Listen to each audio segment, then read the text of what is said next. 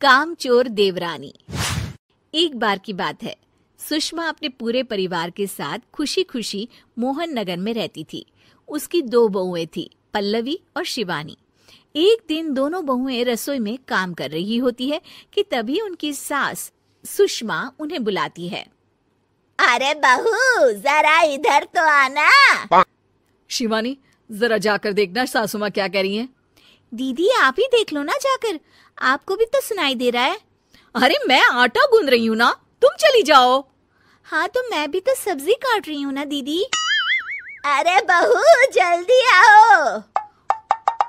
ओह, ये तो जाएगी नहीं, मैं ही जाकर देखती हूँ कि क्या करना है। पल्लवी सुषमा के कमरे में जाती है। जी मम्मी जी, क्या हुआ? शाम को घर पर कुछ मेहमान आने वाले हैं, तो तुम अच्छा सा खाना बना लेना बहू। ठीक है मम्मी जी, आप बता दीजिए क्या क्या बनाना है और कितने लोग आ रहे हैं। सुनील की मौसी जी और उनका पूरा परिवार आ रहा है। कुल मिलाकर 3 लोग और हमें मिलाकर हुए 9 लोग। तो अभी से ही तैयारी करना शुरू कर दो। और हाँ, घर की सफाई भी कर देना, हाँ अच्छे से। जी मम्मी जी, सब काम हो जाएगा, आप चिंता मत कीजिए। पल्लवी शिवानी को घर में मेहमान आने वाले हैं इसके बारे में बताती है। क्या 9 लोगों का खाना बनाना होगा, घर की सफाई करनी है? बाप रे, सासू माँ ने तो हमें घर की नौकरानी ही समझ कर रखा है। ऐसा नहीं बोलते शिवानी, हम इस घर की बहू हैं और घर के काम करना हमारा फर्ज है। दीदी तो है ही सासू माँ की चमची, जब देखो सासू माँ सासू माँ।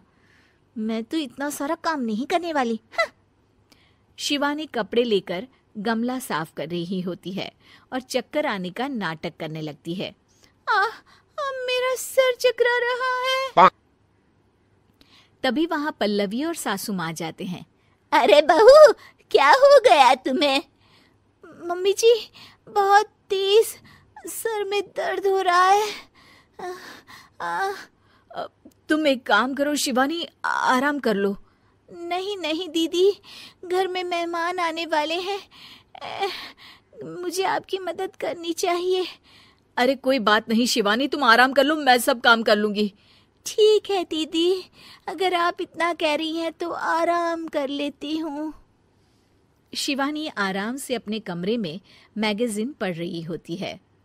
इसे कहते हैं आराम की जिंदगी। इतना सारा काम। चलो सारा काम खत्म हो गया, शिवानी को देख आती हूँ। शिवानी अपने कमरे में ईयरफोन में गाने सुनते सुनते सो जाती है और उसके साइड में मैगजीन भी रखी होती है। पल्लवी वहां आ जाती है और वो सब देखती है। ओहो, तो मतलब सब काम चोरी का बहाना था। अभी बताती हूँ इसको। घर का सारा काम मुझे करना पड़ा और ये महारानी यहाँ मैगजीन पढ़ रही है, गाने सुन रही है। पल्लवी रसोई से एक प्लेट और चम्मच लेकर आती है और शिवानी को थाली बजाकर उठाने लगती है। शिवानी अचानक से उठती है।